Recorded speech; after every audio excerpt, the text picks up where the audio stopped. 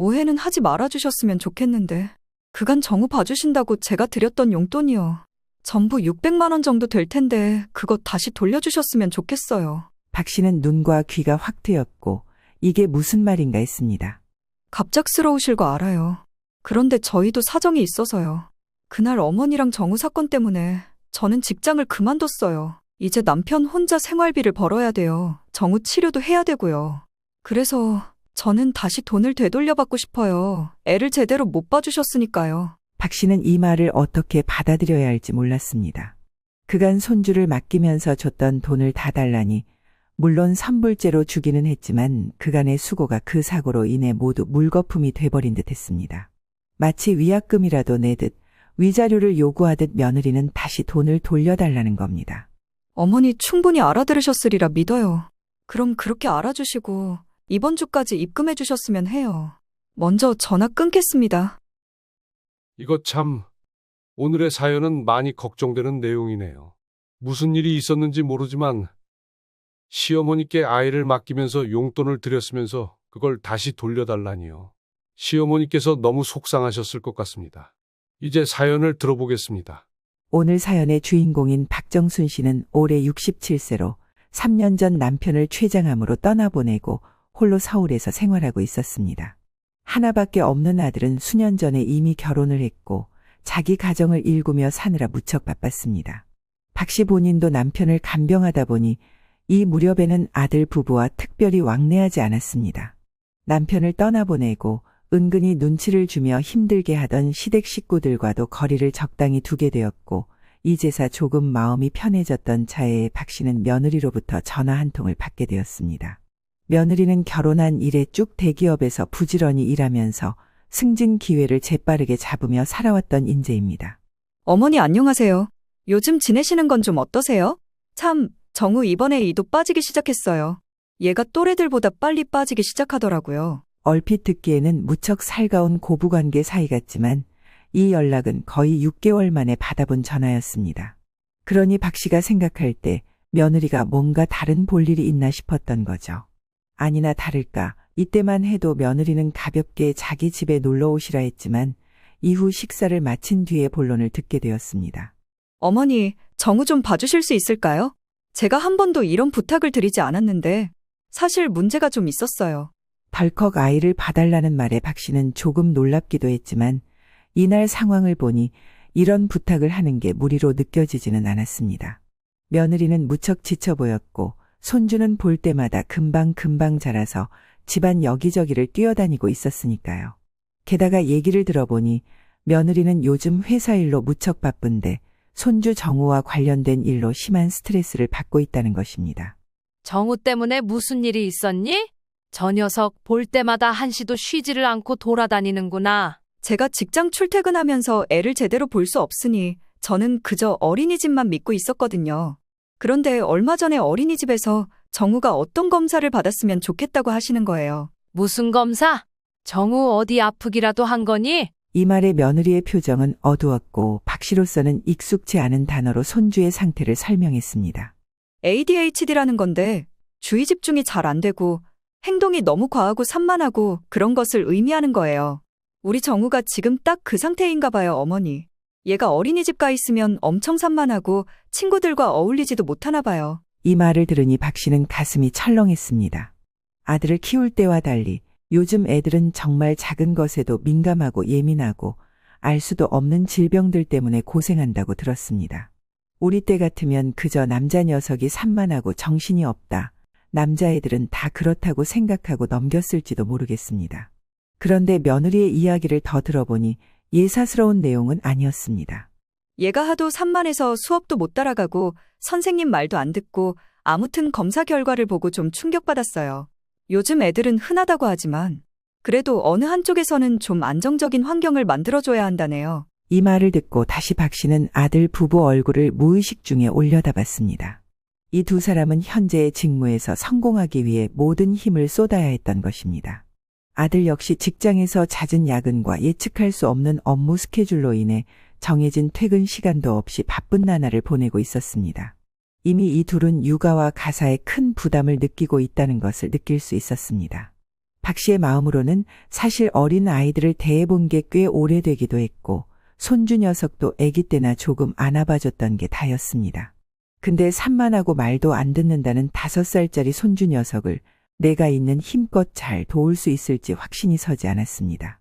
그러자 며느리가 그런 부분을 눈치챘던 건지 다시 이어서 말했습니다. 어머니 일단 너무 부담 갖진 않으셔도 돼요. 치료받으면서 어린이집 다니고 있으니까요. 어머니가 다 봐주실 필요 없고 기관만 보내주시고 다시 데리러 가시고 보호자로 그렇게 있어주시면 돼요. 이 말을 하고 있는 와중에도 옆에서 손주는 자주 넘어지고 물건을 던지며 에너지를 분출하고 있었습니다. 그때 아들이 슬쩍 눈치를 보더니 곤란한 얼굴로 부탁을 해왔습니다. 엄마, 정우도 기관에서 치료를 받긴 하지만 집에서도 익숙한 가족이 일정하게 돌봐주는 게 중요하대요. 이 사람 말처럼 정말 다른 거 안 하셔도 돼요. 데리러 가고 데리러 오고 집에 왔을 때 간식 같은 거 챙겨주시고 저희 올 때까지만 봐주시면 돼요. 아이고, 근데 나도 자신이 있다고는 말을 못하겠다. 그 정도는 왔다 갔다 할 수 있겠지만 나도 정우가 걱정되긴 하지. 그런 거 돌봐주는 사람들도 있지 않아? 물론 있어요, 어머니. 그런데 저는 똑같이 비용이 들어도 같은 가족인 할머니와 함께 시간을 보내는 게 더 좋을 것 같아서요. 이미 기관에도 한 달에 꽤 비용을 부담하고 있고요. 그래, 돈도 많이 들겠다. 니네도 둘이 벌어서 그렇게 족족 나가게 되는구나. 그래도 어머니 그렇게 해서라도 좀 제대로 잘 돌보고 싶어서 그래요. 저희 안 그래도 어머니께도 다달이 드릴 용돈 200만 원 정도 의견을 봤어요. 주말 제외이고 주중에만 해주시면 돼요. 그 말에 박 씨는 소스라치게 놀랐습니다. 금액을 바라고 뭔가를 따지려던 건 아니었으니까요. 얘들 좀 봐. 돈 200만 원이 웃음니? 그런 건 니들 넣어두고 정우 치료하는 데 쓰면 되지. 그러자 아들과 며느리는 아니라며 손사래를 쳤습니다. 정당한 대가인데 전혀 놀랄 것 없어요, 엄마. 그 정도는 당연한 거야. 그만큼 우리가 간절하기도 하고. 알겠어. 나도 정우를 위해서 할 수 있는 만큼은 해볼게. 하지만 너희가 도와줘야 할 부분은 확실히 도와줘야 해. 눈도 침침하고 저 녀석은 워낙 재빠르니까 내가 체력이 안 될 수도 있어. 그러면서 아들 부부는 연신 머리를 숙여 감사하다고 인사했습니다. 얼마나 간절했으면, 얼마나 자식 문제로 마음을 썼으면 저러려나 싶었습니다. 당연히 박 씨에게도 소중한 손주였고 이후로 박 씨는 무척 바빠지게 되었습니다. 며느리는 무척 깔끔한 성격이었고 손주 정우를 위해 필요한 내용들을 A4 용지 몇 장에 정리해서 파일에 끼워서 내밀었던 것입니다. 그래, 내가 얘를 위해서 참고할 게 이런 것이구나. 몇 시에 어린이집을 가고 학원을 가야 하고 간식은 언제 먹고 기관을 가는 날은 일주일에 2번이고 동네 놀이터에서 잠깐 놀리는 시간도 있었네. 여지껏 정우가 그렇게 해왔었는데 제가 직장일 바빠지면서 많이 못해줬거든요. 어머니 오셨을 때 놀이터에서 잠깐 노는 정도, 그리고 기관도 빠짐없이 가는 것, 집에서 할머니와 간식 먹고 쉬는 것, 이 정도만 잡았어요. 그러면서 손주가 못 먹는 것과 잘 먹는 것 등 정말 세세한 내용들을 자세히 전달받게 되었습니다. 새삼 며느리가 대단하다고 느끼기도 했습니다. 직장 다니면서 집에서 살림도 하고 산만한 자기 자식 맡기면서 이런 내용들까지 일일이 정리해두고 게다가 아들 부부가 살고 있는 집은 무척 깨끗했습니다. 정우가 기관지가 안 좋아서 먼지가 있으면 진짜 힘들거든요. 감기를 달고 살다 보니까 저도 직장을 쉬어야 할 때가 있고 서로 고생하느니 깨끗하게 싹 치워버려요. 그러면서 박 씨는 어느 정도 내용을 숙지했고 이제 그만 일어나려던 차 며느리가 봉투를 하나 두툼한 것으로 내밀었습니다. 어머니, 이거 말씀드렸던 200만 원이에요. 다른 곳들은 한 달이 끝날 때 정산을 해드리지만 어머니께는 그렇게 할 수 없죠. 시작하기 전에 미리 선불로 드리려고요. 박 씨는 봉투를 보며 멈칫했지만 곧 마음을 다잡고 받았습니다. 그래, 고맙다. 니들 마음 잘 받을게. 한번 정우 녀석과 제대로 씨름을 해봐야겠구나. 정말 감사해요, 어머니. 저희도 어머니 덕분에 마음 편히 일할 수 있을 것 같아요. 박 씨는 그 말에 더 큰 책임감을 느꼈습니다. 이 돈은 단순히 용돈이 아니라 손주를 잘 보살피라는 마음이 담긴 신뢰의 표시라고 생각했습니다. 이후로 박 씨는 매일같이 30분 거리에 있는 손주의 어린이집으로 건너가 기관으로 데리고 가거나 아들 부부의 집으로 데려가 간식을 먹이는 등 맡았던 일들을 하나하나 해나갔습니다. 어떻게 보면 그리 어려운 일이 아닐지 몰라도 어린 손주와 그렇게 지내본 적이 없었기에 처음에는 자신이 없었던 겁니다. 그래도 며느리로부터 건네받은 종이를 달달달 외울 정도로 익혔고 그 과정에서 작은 실수도 없도록 각오를 다졌습니다. 그렇게 시간이 지나는 동안 며느리는 박 씨가 돌봐주는 것에 큰 안도감을 느꼈는지 거듭 감사를 표했습니다. 어머니, 정우가 맨날 할머니 얘기를 하더라고요. 같이 계셔주시니까 정말 너무 좋은가 봐요. 예전에는 매번 어린이집에서 걸려오는 전화 받고 스트레스 받고 힘들었는데 신경 쓸 게 하나도 없네요. 박 씨도 이 말에 미소를 지었고 이후로도 모든 게 무난하게 흘러가는 듯했습니다. 한창 에너지가 물밀듯 올라오는 5살 남자아이와 함께 움직인다는 것은 체력적으로는 쉽지 않았습니다.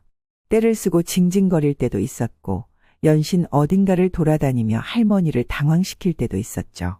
하지만 손주 녀석의 앞니 빠진 순수한 웃음과 가끔씩 보여주는 애교의 박 씨도 즐거움을 느꼈습니다. 그러고 나서 그 사고가 일어난 것은 정확히 일주일이 지났을 때였을 겁니다. 집으로 손주를 데려와서 간식을 먹이려고 주방 찬장을 보는 사이 손주는 돌연 장난이 치고 싶었던 겁니다. 거실에 놓아둔 장난감 상자를 쌓아 올리려다 그만 발을 헛디뎠고 순간적으로 바닥에 넘어져 주저앉고 말았습니다. 얼핏 보면 집에서 다친 거고 별일 아닌 것 같지만 무릎에는 작은 타박상이 한눈에 알기 쉽게 생겨버렸고 팔도 불편해 보였습니다. 박 씨는 이때만 해도 본인이 아직 빠릿빠릿한 할머니라고 생각했는데 손주가 크게 울음을 터뜨리고 할머니를 부르고 나서야 그 상황을 알게 된 것입니다. 잠깐 박 씨가 주방 찬장을 뒤지고 그릇이 안 보여 베란다로 나간 사이 손주는 점점 고립된 기분을 느꼈던 것 같습니다. 고래고래 소리를 질렀고 뒤늦게 박 씨는 손주에게 다가갔던 거죠. 아이고, 정우야, 괜찮아? 어쩌다 이렇게 된 거야? 나중에 병원에 가서 설명을 듣고 나서야 큰 사고나 상처는 아니라는 말을 들었지만 택시를 타고 인근 병원으로 갈 때 너무 마음이 불안했습니다. 무릎도 다쳤고 팔도 불편해 보이고 손주의 상태가 너무 걱정되었습니다. 가는 차 안에서 아들 며느리에게 연락을 했고 며느리는 중간에 휴가라도 냈는지 얼마 안 되어 병원으로 뛰어들어왔습니다. 손주는 잘 달래서 앉아있다가도 자기 엄마를 보니 서러웠나 봅니다. 엄마를 보자마자 큰 소리로 울어댔고 며느리는 일순간 미간을 찌푸리며 속상한 표정을 지었습니다. 아이고, 어머니, 어떻게 된 거예요? 정말 괜찮은 거죠? 미안하다, 얘야. 내가 잠깐 눈을 뗀 사이에 저렇게 뛰어오르다니 그때 좀 더 잘 봤어야 했는데. 며느리는 박 씨의 말을 들으면서도 손주가 울음을 멈추지 않아 안절부절 못하며 한숨을 내쉬었습니다. 그러면서 많이 속상했는지 좀처럼 표정이 풀리지 않았습니다. 어머니도 많이 속상하셨겠네요. 그런데 정우가 정말 아팠나 봐요. 많이 놀랐는지 도통 울음을 멈추지 않네요. 이 상황을 물끄러미 지켜보던 박 씨는 그렇게 병원을 나서는 길 손주를 충분히 지켜주지 못했다는 죄책감에 마음이 무거웠습니다. 게다가 그날 밤 손주는 다시 팔이 아프다고 우는 바람에 며느리는 다시 응급실로 향했던 것입니다. 아침 일찍 전화를 받고 박 씨는 무척 놀랐습니다. 새벽에 응급실을 갔다고? 왜? 애들은 잠깐 넘어지기만 해도 접지르는 사고가 자주 생겨서요. 낮에 갔던 병원에서는 그런 상태를 잘 못 봤나 봐요. 아무래도 기부스도 해야 할 것 같아요. 손주는 막상 무릎보다 팔이 훨씬 아팠던 것인지 밤새 울면서 제 엄마 아빠를 불러댔고 며느리와 아들은 꼬박밤을 새운 채 출근을 하게 되었던 겁니다. 게다가 가장 큰 문제가 하나 있었습니다. 이러고 있으니 어린이집은 당분간 쉬어야 할 것 같아요. 어머니, 그래서 말인데 정우, 저 기부스 풀 때까지만 어머니가 좀 봐주시면 안 될까요? 저희 집이건 어머니 댁이건 괜찮아요. 이 말에 박 씨는 바로 대답을 하게 되었습니다. 그래, 당연하지. 정말 미안하게 됐다. 내가 좀 더 신경을 쓸게. 너희들이 출근길에 정우를 우리 집으로 데려다 주고 가. 요 얼마간은 볼 테니까. 박 씨는 며느리를 위로하며 스스로 더 책임감을 느꼈습니다. 이제는 자신의 집에서 손주를 돌보며 할 수 있는 한 최선을 다하겠다고 다짐했습니다. 그렇게 약 3주 정도간은 특별한 문제 없이 잘 지냈습니다. 하지만 이때 박 씨의 체력은 매우 지쳐가고 있었는데요.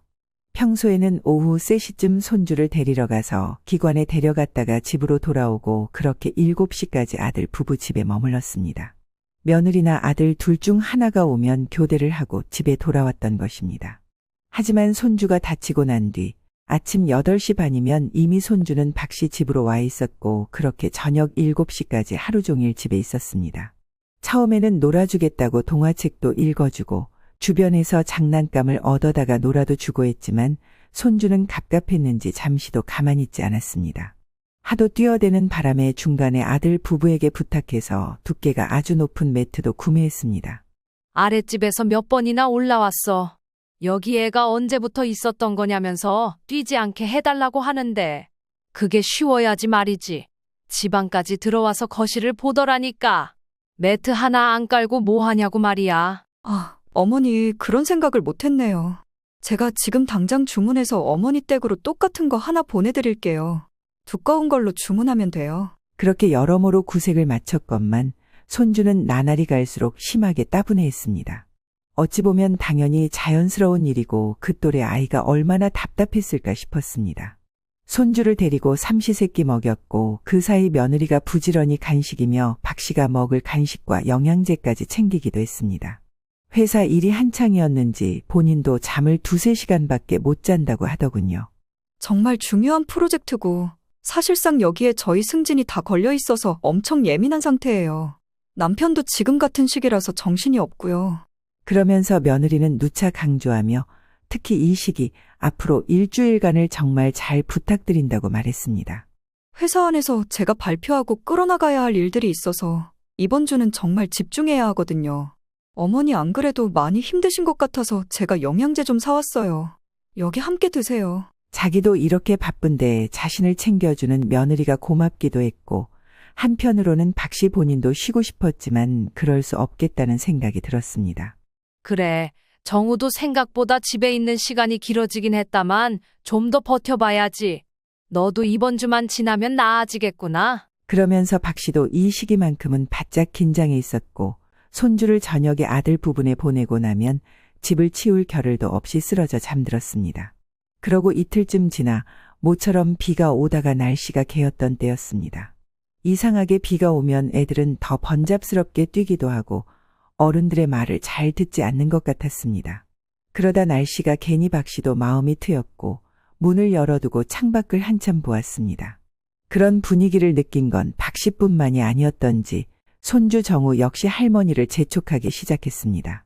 박 씨 또한 갑갑한 마음이 들었고 간만에 놀이터라도 나가볼까 생각을 했습니다. 알았다, 정우야.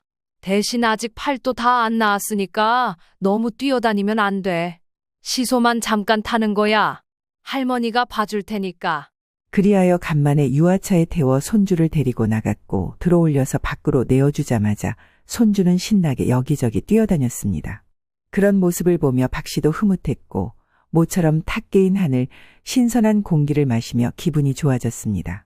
손주에게 꽃 설명도 해주고 하늘 얘기도 하면서 잠깐 앉아있던 사이 전화가 걸려왔습니다. 여보세요? 아, 네. 전등이요? 거실에 있는 큰 게 고장났어요. 지금 그것 때문에 눈이 너무 나빠지려고 해서요. 지금 5살배기 손주도 같이 있는데 워낙 불편해서 잠시 손주가 돌아다니던 모습을 지켜보며 박 씨는 수리기사와 통화를 했습니다. 혼자 살 때는 불편을 감수하며 그냥 지나쳤지만 이제는 손주가 자주 오가니 어두운 전등이 신경 쓰이기 시작했던 것입니다. 그렇게 잠깐 시간으로는 한 3~4분 정도였을까요? 통화를 하는 사이 박 씨는 문득 주변이 조용하다는 생각을 했습니다. 그리고 순식간에 몸이 얼어붙어 버렸습니다. 방금 전까지 미끄럼틀 근처에서 놀던 손주가 시야에서 사라진 것이었습니다. 잠시만요. 곧장 전화를 급히 끊고 주위를 둘러보았으나 손주의 모습은 그 어디에도 보이지 않았습니다. 불안감이 밀려온 박 씨는 놀이터 주변을 이리저리 뛰어다니며 손주를 찾기 시작했습니다. 정우야, 여기 어디 있는 거니? 할머니 여기 있잖아. 심장이 철렁 내려앉은 상태로 목이 터져라 불렀지만 아무 대답도 들리지 않았습니다. 주위의 부모들과 아이들은 박 씨를 흘낏 쳐다보며 저마다의 일에 몰두해 있었고 그저 점점 더 초조해질 뿐이었습니다. 뒤늦게 정신이 든 박 씨는 재빨리 핸드폰으로 아들 부부에게 전화를 걸었습니다. 여보세요? 난데 정우가 지금 눈앞에서 사라졌다. 놀이터에 데리고 나왔는데 잠깐 전화하는 사이에. 이렇게 말하고 있는 박 씨의 목소리는 떨렸고 손은 식은땀으로 가득 찼습니다. 박 씨 못지않게 놀란 아들의 다급한 목소리가 들렸습니다. 뭐라고요? 엄마, 지금 그게 무슨 말씀이세요? 경찰에는 연락하셨어요? 박 씨는 정신을 차리려 애쓰며 고개를 끄덕였습니다. 그래.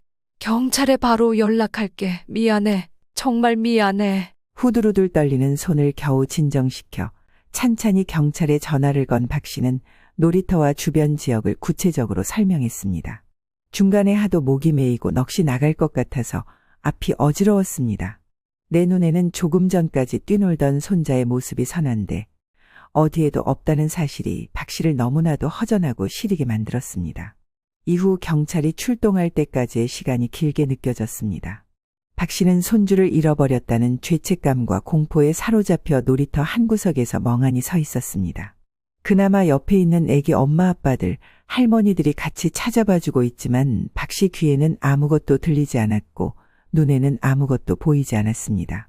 손주를 찾기 위해 수많은 생각들이 머릿속을 휘젓고 지나갔지만 정작 자신은 손 하나 까딱할 수 없을 정도로 몸이 굳어버린 것입니다. 옆에 있는 사람들이 외려 박 씨를 걱정할 정도였습니다. 너무 많이 놀라신 것 같은데 조금 진정하세요. 애들이 워낙 빠르긴 하지만 여기 근처에 마트도 있고 상가들이 있어서 그런 곳에 구경하러 들어갔을 수도 있어요. 할머니, 좀 앉아 계세요. 그러던 중 경찰이 도착하고 아들과 며느리는 각각 차와 택시를 타고 허겁지겁 달려왔습니다. 박 씨 못지않게 이성이 나가버린 며느리는 똑같이 충격에 빠져 온몸을 떨며 소리쳤습니다. 어머니, 대체 무슨 일이에요? 어떻게 하다 정우를 잃어버리신 거예요? 세상에, 아직도 못 찾으신 거예요. 박 씨는 며느리의 말을 제대로 듣지 못한 채 그저 미안하다는 말만 되풀이했습니다. 미안해. 정말 미안해. 내가 잠깐 방심한 사이에. 정말 미안하다. 박 씨는 이 말을 하면서도 멍해지면서 머릿속이 아득해졌습니다.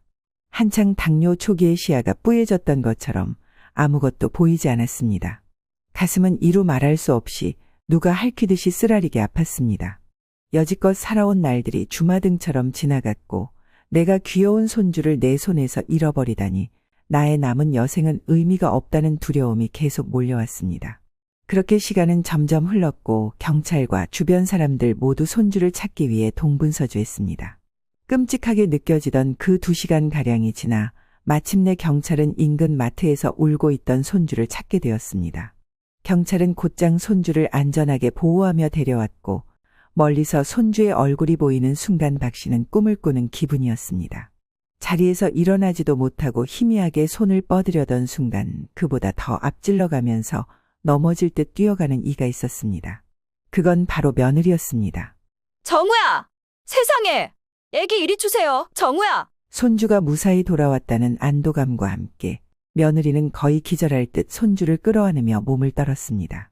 다행이야. 정말 감사합니다. 정우야, 무서웠지? 엄마가 여기 있어. 울지 마. 며느리의 목소리는 끊임없이 떨렸고 아들도 그제서 모든 짐이 풀렸는지 바닥에 주저앉았습니다. 박 씨는 손주에게 다가가 울음으로 얼룩진 볼을 만졌습니다. 정우야, 할머니가 정말 미안해. 할머니가 너를 잘 봐주지 못했어. 며느리는 그대로 손주를 끌어안은 채 박 씨의 말이 귀너머로 들릴 텐데도 절대 뒤를 돌아보지 않았습니다. 사실 그 2시간가량 서로 대기하고 있을 때 며느리도 넋이 반쯤 나가 있었습니다. 회사에 출근할 때 말끔히 입었던 정장은 흐트러져 있었고 머리도 엉망이 되었지만 다시 묶지 않았습니다. 박 씨나 며느리나 아들이나 아이를 다시 눈으로 보기 전까지는 자기 매무새를 만지는 일 따위는 사치였던 것입니다. 겨우 손주를 찾아 끌어안고 한참을 웅크린 며느리는 주변에서 일으키려고 해도 일어나지 못할 정도로 충격이 커 보였습니다. 박 씨는 여전히 눈에서 눈물이 떨어졌고 그대로 며느리의 등판을 보며 힘겹게 말을 이었습니다. 미안하다. 나 때문에. 내 잘못이다. 손주는 박 씨를 보고서는 서서히 팔을 벌려 안으려고 했으나 손주를 안고 있는 며느리는 그 품을 놔주지 않았습니다. 아이를 할머니에게 보내려고 하지 않는 것입니다. 그 움직임을 보니 박 씨는 더 자책감이 들었고 서글퍼졌습니다. 그렇게 며느리는 겨우겨우 일어나 손주의 손을 잡더니 박 씨에게 아무 말도 하지 않고 여전히 등을 보인 채 주차장 쪽으로 터벅터벅 걸어갔습니다. 얼핏 보여진 옆얼굴은 차마 말을 걸기 힘들 만큼 깊은 충격과 실망이 담겨 있었습니다. 박 씨는 며느리에게 제대로 사과를 하고 위로하고 싶었지만 이 이상 말이 떨어지지 않았습니다. 며느리 역시 자신의 아들을 잃어버린 시어머니가 자신에게 말을 한마디라도 거는 것을 허용하기 싫은 듯 보였습니다.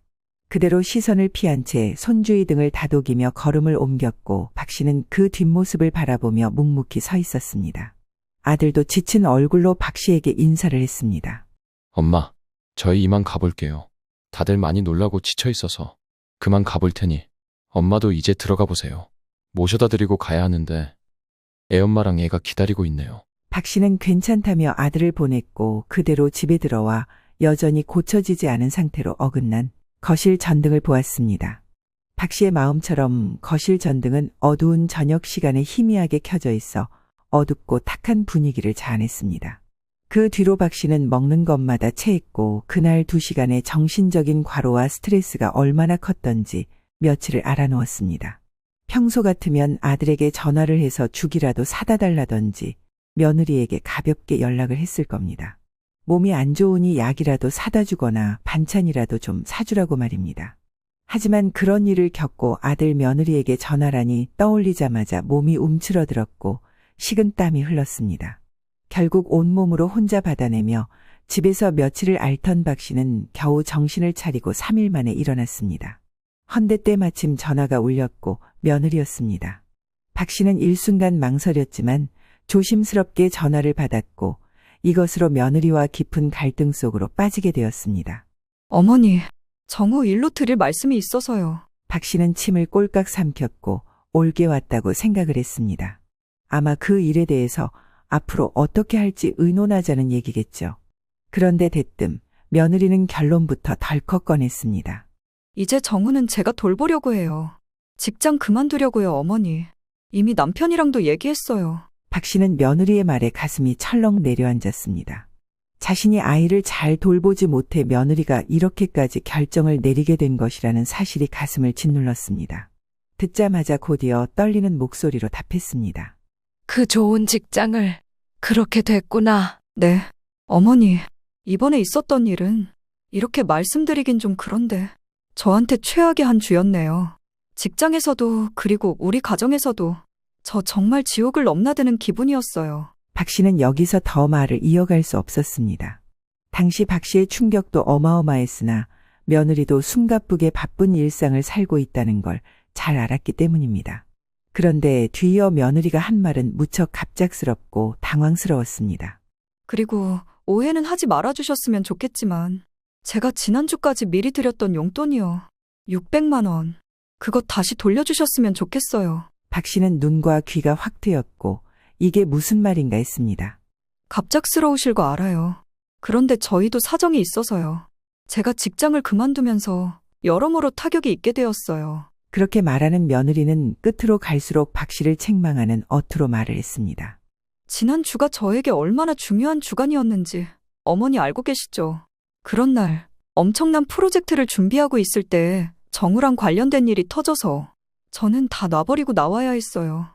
그 다음 날도 충격이 컸는지 몸이 너무 아파서 회사도 못 갔고요. 박 씨가 더 대답을 하지 않자 며느리는 이렇게 된 거 어쩔 수 없다는 듯 계속 말을 이어갔습니다. 그냥 애초에 제가 너무 무리를 했나 싶더라고요. 하지만 직장을 그만두게 되면 앞으로 남편 수입만 의지하면서 살아야 해요. 정우 치료하는 것도 부담이 좀 되는데 저는 그런 거 다 생각하면서 일하려고 했거든요. 요약해서 말씀드리자면 저희 형편이 앞으로 쉽지 않다는 얘기예요. 박 씨는 이 말을 어떻게 받아들여야 할지 몰랐습니다. 그간 손주를 맡기면서 줬던 돈을 다 달라니 물론 선불제로 주기는 했지만 그간의 수고가 그 사고로 인해 모두 물거품이 돼버린 듯 했습니다. 마치 위약금이라도 내듯 위자료를 요구하듯 며느리는 다시 돈을 돌려달라는 겁니다. 더 길게 말씀드리기엔 저도 너무 피곤하고 지금 정우도 돌봐야 해서요. 회사도 퇴사 수속 밟으면서 할 일도 많고 어머니 충분히 알아들으셨으리라 믿어요. 그럼 그렇게 알아주시고 이번 주까지 돌려주셨으면 해요. 먼저 전화 끊겠습니다. 박 씨는 그 전화를 받은 후 그대로 소파에 스르륵 앉아 미동도 없이 한참을 있었습니다. 그리고 다음 날 아들에게는 이 일에 대해 굳이 알리지 않았습니다. 대신 통장과 함께 작은 종이 한 장을 준비해 며느리를 집으로 불렀습니다. 며느리는 박 씨의 얼굴도 보고 싶지 않았는지 계속 계좌로 입금을 해달라고 했습니다. 정우 데리고 왔다 갔다 하기 힘들어요, 어머니. 그냥 돈만 보내주시면 될 텐데요. 받으려면 일단 집으로 와라. 나도 길게 할 얘기는 없으니까 와서 받아가라고. 며느리가 집에 도착하자 박 씨는 차분하게 통장과 종이 한 장을 내밀었습니다. 이거 한번 확인해봐라.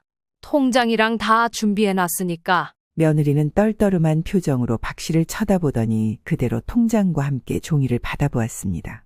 그리고 미간을 찌푸린 상태로 그것들을 바라보던 중 표정은 점점 복잡해지기 시작했습니다. 처음에는 단순한 메모라고 생각했지만 그 안에는 며느리를 부들부들 떨게 만드는 이름이 적혀 있었습니다. 거기에는 민우라는 이름이 적혀 있고 짧게 적힌 편지가 하나 있었던 것입니다. 이 민우라는 이름의 주인공은 며느리가 정우를 낳기 전 희귀한 병으로 먼저 떠나보냈던 첫 아이입니다. 박 씨에게 있어서도 첫 손주이기도 했고 이 가정에게 있어 아주 큰 기쁨이자 동시에 큰 슬픔과 아픔이기도 했던 존재였습니다. 종이 안에는 이렇게 적혀 있었습니다. 사랑하는 우리 손주 민우야. 하늘나라에서는 아프지 말고 건강하자. 너를 향한 사랑을 늘 기억해줘. 하늘나라에서도 사랑 많이 받고. 이 종이가 통장에 끼워져 있었고 펼쳐서 통장까지 보니 그 안에 상세한 내역들이 적혀 있었습니다. 박 씨는 이 통장을 만든 후 손주 민우를 떠나보낸 이후부터 매달 5만 원에서 10만 원씩 꾸준하게 저금을 해왔던 것입니다. 게다가 그 일정한 금액 옆에 적혀 있는 글씨에는 민우 천사 사랑해 라는 내용이 적혀 있습니다. 그렇게 빼곡하게 밑으로 쭉 이어오는 통장 이면지를 넘겨보던 며느리는 감정이 북받쳐 올랐습니다. 그렇게 해를 넘기고 또 넘겨 정우를 맡기게 되면서 본인이 드렸던 용돈을 시어머니 박 씨는 그대로 한 푼도 쓰지 않고 다시 입금해 두었던 것입니다. 거기에는 민우 정우 사랑이라고 적혀 있었습니다. 그렇게 꼬박 이달 초까지 용돈 600만 원은 그대로 들어 있었고 앞서 박 씨가 손주 민우 이름으로 저금해 두었던 돈도 거의 600만 원에 달했습니다. 이쯤 되어 박 씨는 입을 열었습니다. 그래. 나는 민우 떠나보내고 계속해서 민우 이름으로 저렇게 돈을 저금했다. 왜 그랬는지 아직도 잘 모르겠지만 민우 이름으로 뭔가를 하고 싶어서야. 고맙게도 그 뒤에 정우가 찾아왔지. 정우가 크면 주려고 그러면서 여전히 먼저 간 형아의 이름으로 저금을 해왔단다. 며느리는 이 말을 듣는 와중에 미세하게 통장을 쥐고 있는 손이 떨렸습니다. 첫 아들 민우와의 갑작스러운 이별은 가족 모두에게 큰 충격이었고 특히 며느리는 깊은 상처를 안고 살아가게 되었습니다. 며느리는 이후 누구보다 예민해졌고 감정적으로도 그 누구와도 가까워지기 힘들어했습니다. 당시 상태가 얼마나 심했던지 남편과 대화도 2달 가까이 하지 않고 직장만 겨우 다니면서 슬픔을 마주했습니다. 박 씨는 그런 며느리의 마음을 이해하면서도 어떻게든 이 가족이 서로의 아픔을 위로하고 마음을 나눌 수 있는 방법이 없을까 고민하곤 했습니다. 그렇게 시간이 지나 며느리는 둘째 아들을 품에 안았습니다. 하지만 민우의 아픔을 깊이 간직한 며느리는 둘째 자녀인 정우부터는 무리하게 과보호하는 경향이 강했습니다. 그 무렵에는 마침 박 씨도 신경 쓸 일이 따로 있었기에 둘째 손주인 정우와 마주할 시간이 딱히 없었습니다. 며느리는 기관에 맡기고도 걱정이 많았고 도우미 와도 조금만 문제가 생기면 금방 교체하고 했던 것입니다. 그런 와중에 아들이 ADHD라는 이야기를 듣게 되자 훨씬 더 과민해졌고 좀 더 완벽하게 밀착하고자 시어머니 박 씨에게 부탁을 했습니다. 그러나 뒤이어 사건들이 터지고 며느리는 또다시 큰 아들을 잃었던 슬픔이 떠올랐습니다. 그러다 보니 심하게 예민해지고 공격적으로 변한 며느리는 이제 더 이상 주변을 생각하지 않게 되었습니다. 뭐가 무례한지 도에 어긋난지도 따져보지 않고 박 씨에게 손주를 봐준 돈을 내놓으라고 대담하게 요구하게 되었던 겁니다. 어머니, 제가 너무 힘들었어요, 어머니. 그동안 며느리는 민우가 세상을 떠난 후 그 슬픔을 혼자 감당해왔고 그 누구도 자신처럼 아프고 힘들었을 리 없다고 여겼습니다. 하지만 시어머니 박 씨가 민우의 이름까지 적어가며 저축해온 것을 보며 가슴은 무너져 내렸습니다. 어머니, 그동안 저만 아프고 힘들었다고 생각했어요. 첫 아이를, 민우를 기억해 주셨을 줄은 몰랐어요. 며느리는 눈물이 터져 나와 말을 잇지 못했습니다. 고개를 떨군 채 손으로 입을 가리며 억누를 수 없는 감정에 휩싸였습니다. 박 씨는 조용히 며느리의 손을 잡으며 말했습니다. 민우는 내게도 소중한 손주였단다. 나는 너를 이해한다. 내가 너보다 나이가 많고 자식을 일찍 키워봤다고 한들 자식을 잃은 아픔을 너만큼 알지는 못한단다. 네가 얼마나 힘들었겠니? 며느리는 박 씨의 손을 잡고 흐느끼며 고개를 들지 못했습니다. 그동안 크고 작게 박 씨가 자신에게 건넸던 작은 위로의 손길들, 손주를 정성껏 돌봐주며 진심으로 가족을 위해 주었다는 것을 며느리 역시 진심으로 받아들이게 되었습니다. 그동안에는 당연히 돈을 들이니까 봐주는 것일 거다.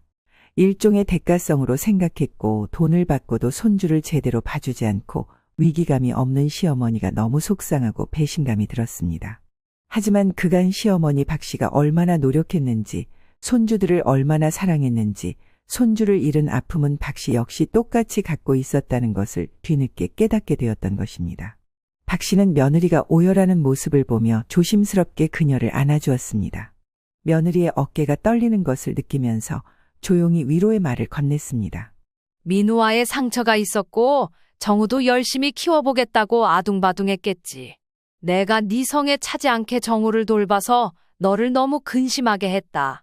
나도 정우 사건이 있고 잠을 못 잤어. 네 얼굴을 못 보겠더라. 연달아 그런 일을 겪으니 네가 얼마나 참담했겠니? 아니에요, 어머니. 죄송해요, 어머니.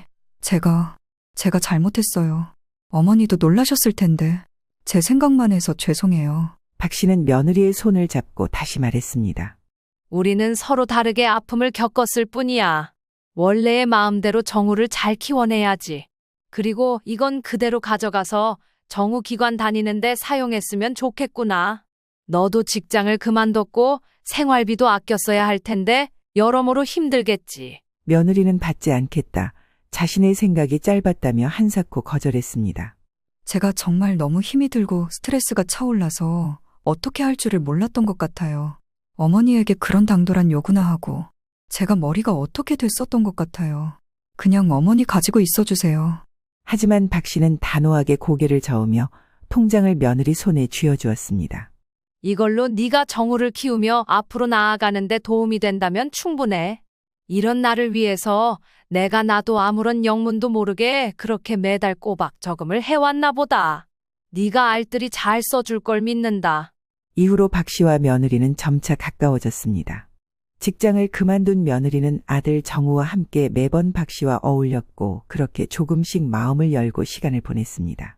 어린이집에서 매번 또래 친구들보다 일찍 하원하게 된 정우는 이후의 시간을 엄마와 할머니에게 사랑을 듬뿍 받으면서 지냈습니다. 그러다 보니 차차 상태가 좋아졌고 모든 부분에서 안정이 찾아오게 되었습니다. 며느리는 시어머니의 진심 어린 마음과 배려 덕분에 자신의 아픔이 조금씩 치유되는 것을 느꼈고 박 씨도 며느리와 손주와 함께 웃음으로 가득 찬 집안에서 하루하루 보람을 찾아갔습니다. 여기까지 사연 잘 들어보았습니다. 한편으로는 제가 다 가슴이 먹먹하고 눈물이 나네요. 아무쪼록 상처를 잘 덮으며 손주와 모두 행복하셨으면 좋겠습니다. 우리 인간관계 공작 속 구독자분들께서는 어떻게 들으셨을까요? 함께 의견 나눠주시면 같이 열심히 읽어보도록 하겠습니다. 구독, 좋아요, 알림 설정해 주시면 더 자주 찾아뵐 수 있을 것 같습니다. 감사합니다.